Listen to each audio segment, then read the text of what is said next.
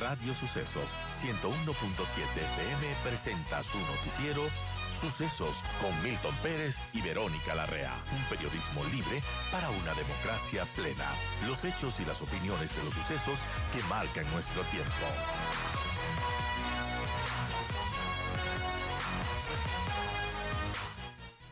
Nosotros continuamos para conversar acerca de otro tema que también resulta icónico por el tema de violencia política de género. El Tribunal Contencioso Electoral suspendió por 3 años los derechos políticos de la recién electa asambleísta nacional por RC, por el correísmo Priscilla Schettini, quien también deberá pagar una multa de 50 salarios básicos unificados por cometer violencia política de género con tintes racistas, además en contra de la señora fiscal general del Estado, Diana Salazar.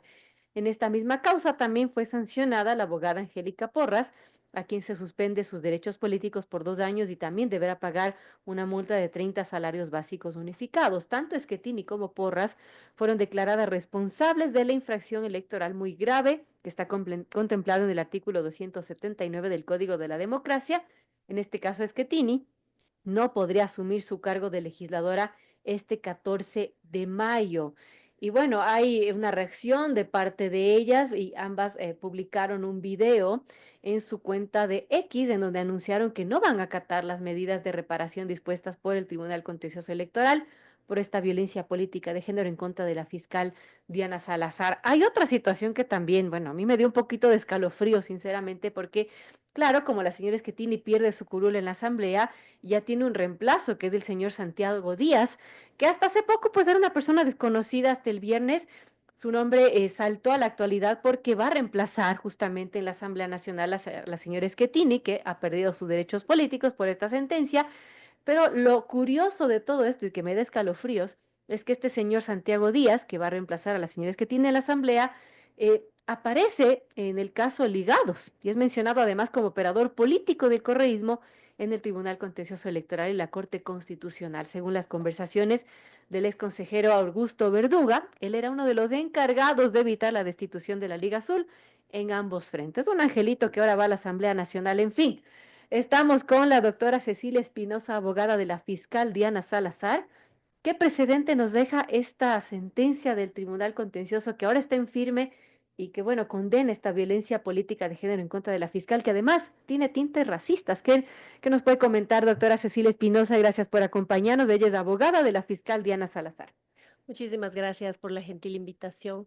Pues esta sentencia deja un importante precedente, toda vez que a nivel regional tenemos una serie de instrumentos y normativa orientada a la protección de aquellas mujeres que se desempeñan en el espacio, no solo político, sino también público. ¿Qué es lo que ha hecho el Tribunal Contencioso Electoral al ratificar en segunda instancia la responsabilidad de Priscilla Schettini y Angélica Porras por el cometimiento de esta agresión política que además ha sido concertada, planificada y que ha sido llevada a cabo a través también de su colectivo Acción Jurídica Popular? El precedente importante que nos deja es precisamente que el ámbito de protección no solamente es para las mujeres en organizaciones políticas, sino también para aquellas mujeres en espacios de la vida pública, en todos los planos gubernamentales. Claro. No hay otra sentencia, no hubo hasta que pues se presentó esta causa y esta marca un precedente importante, ¿sí? Tomemos en cuenta que Diana Salazar ha sido pues agredida políticamente por estas personas desde el año 2023 aproximadamente. ¿En qué contexto? En el contexto en que se estaba dando el procesamiento en ese entonces de Freddy Carrión por el delito de abuso sexual, quien ya fue además sentenciado y me parece que también ya cumplió la pena. Y este Entonces, señor Carrión es pareja además de esta señora Schettini, ¿no? sí, entiendo que es del esposo y además Angélica Porras en ese entonces fue su abogada Claro. también, ¿no? Entonces, este afán de denunciar un supuesto plagio que ha sido esta bandera, entre comillas, de lucha que ellas han tenido, no nace o no se da en su momento cuando debieron hacerlo, si se creían asistidas de esta razón, ¿no es cierto? ¿En qué momento? Cuando se abrió el tiempo para que la ciudadanía impugne la designación de la fiscal general. es decir, en los procesos que se llevaban a cabo para designar autoridades, entre ellos el de fiscal general, porque cuentan con fases, ¿no es cierto? La fase de méritos, pero también la fase de Ujú. impugnación ciudadana, en donde perfectamente podían plantear todas estas denuncias que en efecto han planteado, pero no, lo hacen muchos años después, argumentando supuesto plagio, llevan las denuncias ante la Universidad Central con la pretensión de que le retiren el título profesional de abogada. ¿Qué se Claro, recuerda esa buscaba? iniciativa. Así es. ¿Qué se buscaba con esto? Se buscaba obstaculizar, restringir, ¿sí? La labor profesional que había venido haciendo al frente de la Fiscalía General del Estado. Lógicamente, en junio del 2023, la Universidad Central descartó las pretensiones que tenían de que se le retire el título profesional porque confirmó que la tesis, la autora sin lugar a duda, era precisamente Diana Salazar. Entonces, con este discurso mentiroso, fraguado, es el que se han posicionado en redes sociales, han iniciado esta campaña violenta de ciberviolencia y ciberacoso político, además No me recuerda que había unos utilizando, hashtags que así es, intentaban posicionar, ¿no? Como posicionaron de que hecho, ¿no? mancillaban la imagen de la fiscal. Así es, hashtags con la palabra lady, que si bien es cierto es su nombre, es una desfiguración de su nombre y se utiliza para someterla a escarnio público, para someterla a humillaciones, ¿no? Entonces ponían, posicionaron hashtag lady plagio, lady impericias, lady 10/20, Ujú. ¿sí? Que se busca con estos hashtags y para qué son utilizados con el término lady en el espacio digital para denigrar mujeres, para humillar mujeres, para someterlas a la burla pública, que de hecho es lo que sucedió. Hashtags que además eran replicados, por ejemplo, con figuras como el expresidente prófugo Rafael Correa, ¿no? Así es el aparataje mediático y político que manejan es gigantesco, ¿no? Entonces, el alcance que ha tenido de estas agresiones ha sido pues gigante, de tal suerte, todo esto se demostró en audiencia.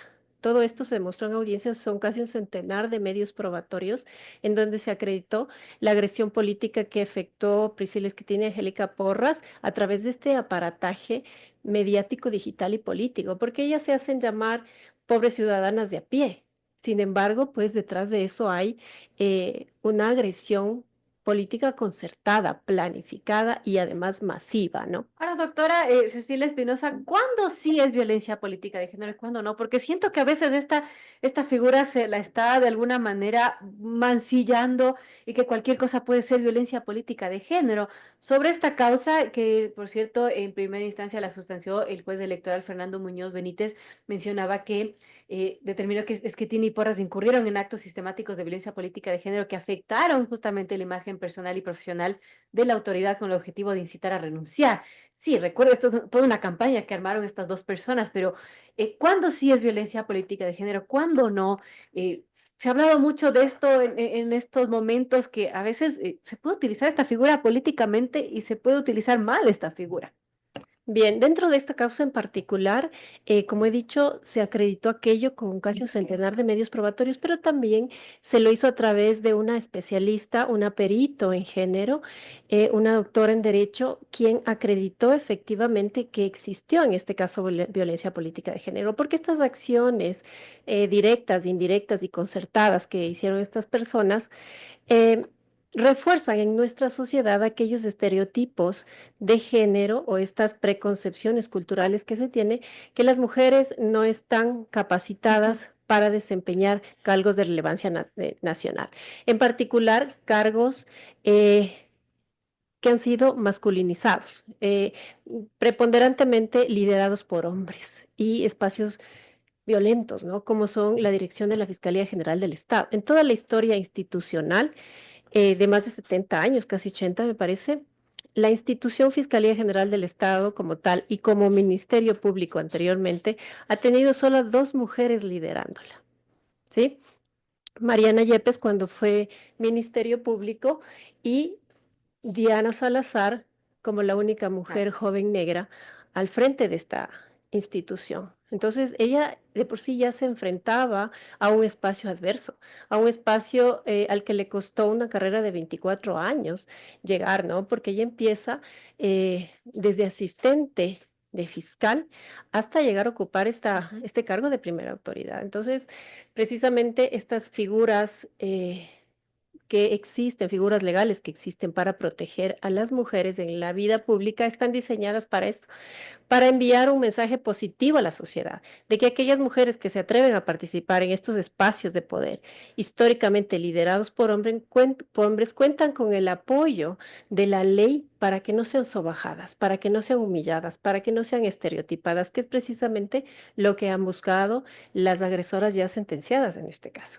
Porque su idea no era denunciar un supuesto plagio, porque lo hubiesen hecho en el respectivo concurso de Claramente mérito de se ve una oposición. intención política y toda una estrategia detrás de que era incómodo para ciertos grupos políticos la fiscal. Eso está clarito. Desde luego.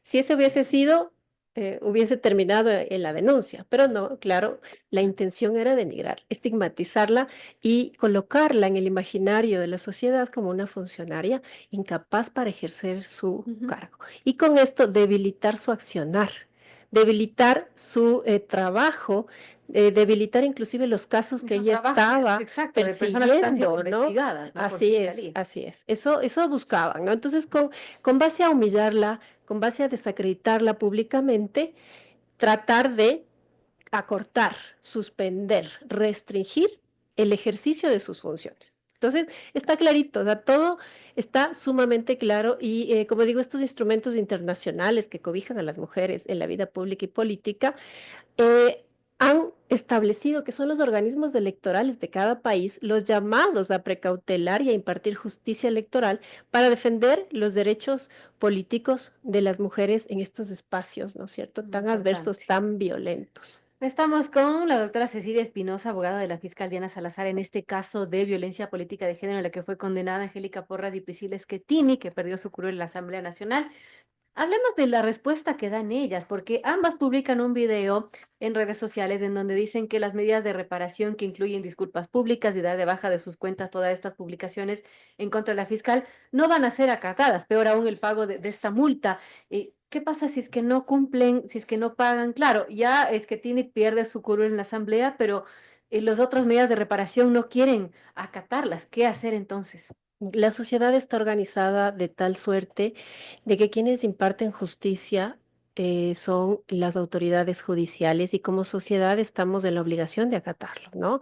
La Corte Constitucional se ha pronunciado en reiteradas ocasiones indicando que los estados tienen la obligación de hacer cumplir aquellos fallos, ¿sí? Y para eso tenemos figuras legales Ujú. diseñadas para que aquellas personas que han sido sentenciadas a cumplir con una sentencia no puedan evadir la ley, no puedan buscar impunidad, no se puedan burlar del sistema, ¿sí? Porque si no, pues solamente nos gobernaría el caos. En este sentido, ellas tienen un tiempo para cumplir la sentencia en cuanto a la multa que les corresponde pagar al Estado ecuatoriano por incurrir en estas infracciones electorales, tienen un tiempo de 6 meses para cumplirlo, ¿no? Otra sanción es la pérdida, como bien he dicho, de los derechos políticos que les impediría ejercer cargos públicos, porque uno de los derechos políticos es la Claro. participación en la vida pública. Y adicionalmente tienen que ofrecer disculpas Y públicas. borrar las publicaciones que han dicho, no vamos a hacerlo así, vayamos a la cárcel.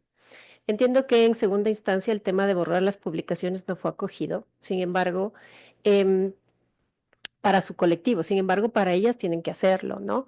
Y además, tomar 40 horas de sensibilización sobre los efectos nocivos de la violencia de género, porque eso fue el pedido que se hizo desde la defensa técnica para que esto no vuelva a ocurrir. ¿Sí? Porque es necesario sensibilizar cuáles son los efectos negativos, Ujú. en este caso para quien fue agredida, pero para la sociedad en general. ¿Cómo nos afecta a las mujeres en general? Claro. Ver lo que están haciendo con la fiscal, ver lo que están haciendo con Diana Salazar y cómo les afecta en particular a las mujeres negras, ¿sí? Porque necesitamos mujeres en espacios de representación y sobre todo de aquellas minorías, porque a Diana Salazar, en su caso, se han confluido varias violencias, ¿no? Por ser mujer y por ser negra además, y por ser una mujer joven. Entonces, Es importante estas sentencias porque le dan un mensaje positivo a a la sociedad. Pero hay forma Sí. legal de obligarle a estas personas a cumplir algo que no quieren cumplir, que han dicho simplemente no nos da la gana y podemos ir a la cárcel y no lo vamos a hacer. Desde luego, existen las figuras legales en algunos ámbitos, ¿sí? La normativa penal establece que el incumplimiento de sentencias judiciales constituye delito. Ujú. ¿Sí? No nos podemos pasar por encima de la justicia, por más que nos creamos. Oh, qué lindo, no eh, salgo culpable de algo y digo, bueno, no quiero, no lo acepto y ya, exacto. no puede quedar así. Viviríamos en un absoluto caos, ¿sí? No habría justicia en nuestra sociedad. ¿Sí? Yo no puedo elegir qué sentencia cumple y qué sentencia no cumple, estoy obligado a cumplirlo. Y la normativa penal prevé aquello como delito. ¿Sí? Esta búsqueda de impunidad lo sanciona como delito, precisamente porque además hay la intención de no hacerlo, Mm. ¿no? Se ha escuchado en redes sociales y ellas públicamente en un punto lo dijeron, ¿no? No vamos a cumplir. Entonces está configurando perfectamente porque hay Claro, una intención clara y pública de no hacerlo. Esperaremos el tiempo que establece la sentencia para que esto se cumpla y luego de esto pues se pensará tomar las ya en acciones. las acciones legales, desde luego, para que la sentencia se acate. Importante precedente sobre violencia política de género, en este caso en contra de la fiscal general Diana Salazar, que ya se evidenció, el juez lo ha dicho, sí, existió esta intención de mancillar su imagen y afectarla, en este caso de violencia política de género. Hay que agradecerle a doña Cecilia Espinosa, abogada de la fiscal, por estar con nosotros explicándonos sobre este caso. Y bueno, ya al menos Priscila Esquetina ha perdido, como mencionaba, su curul en la asamblea, ya no va a poder asumir este 14 de mayo como asambleísta. La va a reemplazar un angelito denominado Santiago Díaz, que como mencionaba era una persona desconocida hasta el viernes, pero que ahora su nombre además ha saltado porque va a ser el reemplazo de esta señora Schettini, pero no solo por eso, sino que porque aparece en el expediente del caso Ligados y es mencionado como operador político del correísmo del Tribunal Contencioso Electoral y la Corte Constitucional. Bueno, saquen ustedes sus propias conclusiones. Gracias a la doctora Cecilia Espinosa por estar con nosotros, abogada de la fiscal Diana Salazar. Muchísimas gracias por el espacio. Amigos, 8:43, vamos a una pausa brevísima y volvemos para conversar con Jean Paul Pinto, máster en prospectiva y seguridad.